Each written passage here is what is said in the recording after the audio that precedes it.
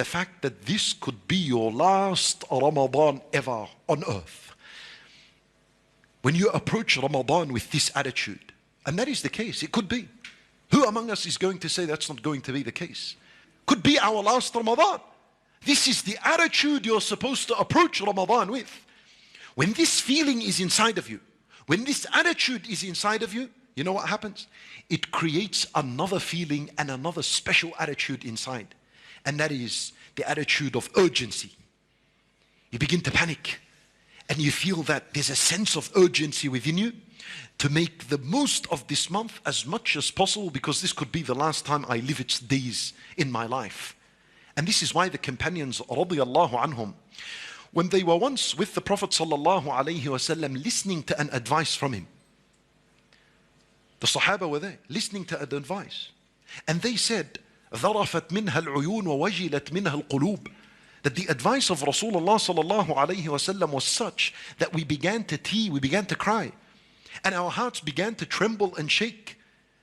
And they felt the intensity and the depth of the advice of Rasulullah sallallahu alaihi wasallam.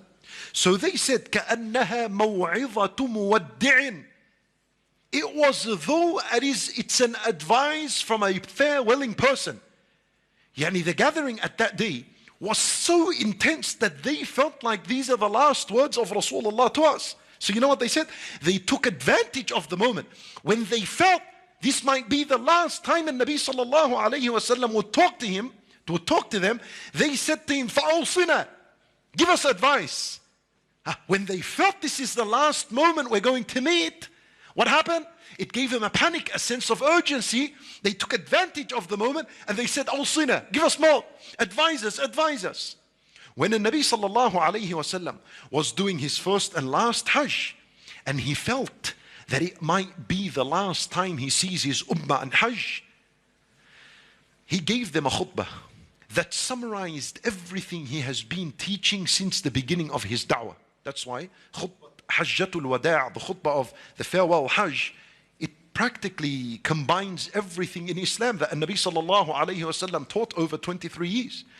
And during this khutbah he said to them, لَعَلِّي لَا أَلْقَاكُمْ بَعْدَ عَامِ هَذَا. Perhaps I will not have a chance to meet with you ever again after this month. When he felt that this was the farewell khutbah, when he felt that this was the last time to see his companions in Hajj, he took advantage to remind the people. You see, when you have the feeling of this is the last time you experience something, from Allah Azza wa Jalla, it creates something within you that you take advantage of the moment. And this is why Nabi sallallahu alayhi wa sallam would say to a companion when he advised him, إِذَا قُمْتَ إِلَى الصَّلَاةِ. When you get up to pray, فَصَلِّ صَلَاةَ مُوَدِّعَ. Pray the prayer of a farewelling person. Imagine a person that is praying his final salat. Imagine a person now stands and prays, and he knows this is his last salat on earth. The moment he makes a tasneem, he is going to drop dead. How will his salat be? What kind of khushu' would be in his salat? What kind of honesty and sincerity is in this person's prayer? Do you think such a person would be distracted by worldly matters? And who messaged him? And what's on the outside world? And when he's going to collect his money? And when he's going to finish his job? You think he's going to think of this? He will think about nothing of this. And khalas. None of this is going to be my concern. The moment I die, all of this is not my responsibility anymore. Those who come after me will look after my jobs and work and my money and my phone and all that. The majority of us, unfortunately, we fast Ramadan and the main concern is I just need to get my fard over and done with. Let's add a new dimension to our Ramadan, and this is one of the first ways you're going to prepare with a right attitude. Siyamul muwaddi'een. The fasting of a farewelling person. How is it going to be? Think that the first day of Ramadan, think that this is going to be the last first day of Ramadan you will ever see in your life. Allahu A'lam.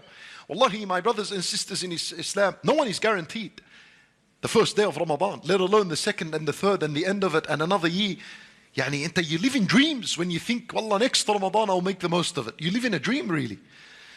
So when we worship Allah Azza wa Jal with this feeling and attitude that it's our last Ramadan, this bi'idhnillahi ta'ala would enhance your worship, and it will convert this worship of Ramadan from being a habit to being an actual worship that you want Allah Azza wa Jal's pleasure from.